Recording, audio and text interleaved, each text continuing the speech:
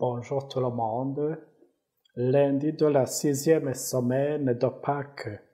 Le Seigneur soit avec vous. Évangile de Jésus-Christ selon Saint Jean.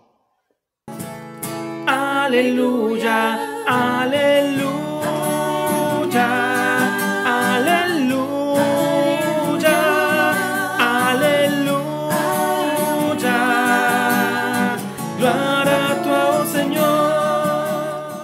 En ce temps-là, Jésus disait à ses disciples, « Quand viendra le défenseur que je vous enverrai d'auprès du Père, lui, l'Esprit de vérité qui procède du Père, il y rendra témoignage en ma faveur.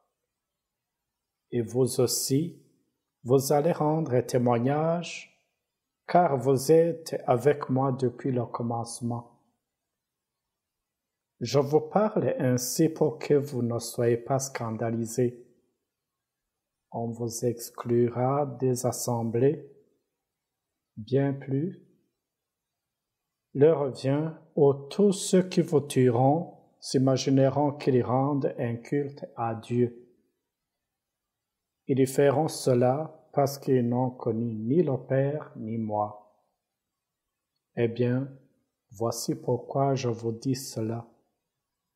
Quand l'heure sera venue, vous vous souviendrez que je vous l'avais dit. Acclamons cette parole de Dieu.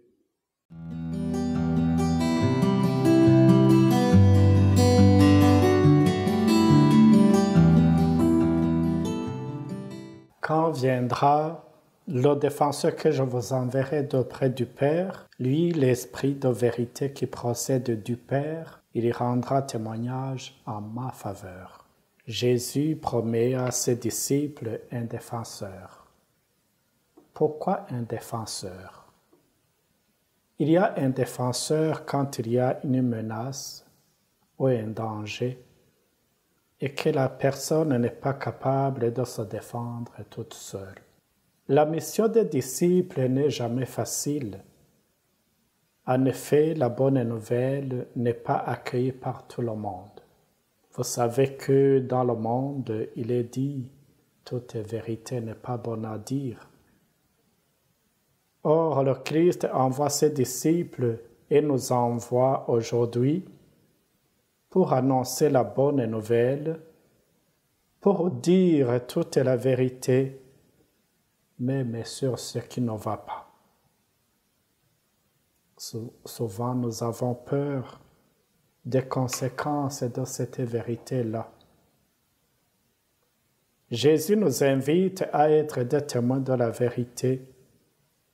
Autrement dit, il nous appelle à être des martyrs de cette vérité comme lui. C'est lui qui nous a dit que le serviteur n'est pas plus grand que son maître. Mais Jésus n'a pas été accueilli et aimé par tout le monde. Il sait déjà que ses disciples rencontreront des oppositions et des persécutions. On vous exclura des assemblées et tous ceux qui vous tueront s'imagineront qu'ils rendent un culte à Dieu. Il faut bien le comprendre. Le défenseur ne nous empêche pas de mourir ou d'être tués. Il nous fortifie pour rester debout jusqu'à la fin. Quand on a une foi qui ne chancelle pas, on n'a pas peur de la mort.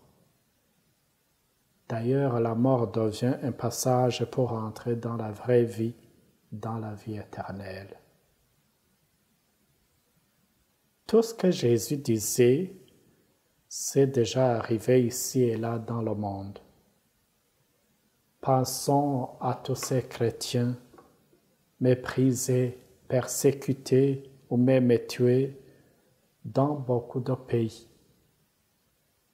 Aujourd'hui encore, l'Évangile se heurte aux oppositions, aux tentatives d'étouffement. Il y en a qui essaient de nous empêcher de parler au nom de Dieu et du Christ ressuscité. Mais n'oublions pas, l'Esprit Saint que nous avons reçu nous rend forts et déterminés pour donner le témoignage sans aucune peur. Avec lui, nous sommes remplis de force, de courage et d'espérance. Ainsi, nous sommes prêts à affronter les différents défis du chemin et de la mission.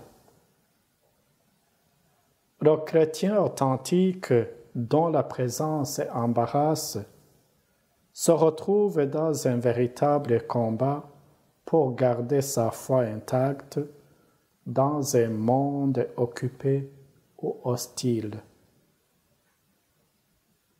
Je sais que j'ai un défenseur, mais il ne peut pas me défendre si je ne veux pas. Si je ne lutte pas pour rester debout et faire un pas de plus dans ma vie de foi, il ne pourra pas m'aider. Aujourd'hui encore, ce qui nous fait peur ne manque pas. Mais le Seigneur est toujours avec nous. Peut-être faut-il reconnaître sa présence, même dans les moments les plus difficiles de notre vie et de notre mission. Reste avec nous, Seigneur, parce qu'avec toi, nous n'avons plus peur. Donne-nous d'être toujours dociles à l'Esprit Saint, afin d'être des témoins partout et pour toujours. Amen. Que le Seigneur vous garde et vous bénisse, le Père, le Fils et le Saint-Esprit. Amen. Bonne journée.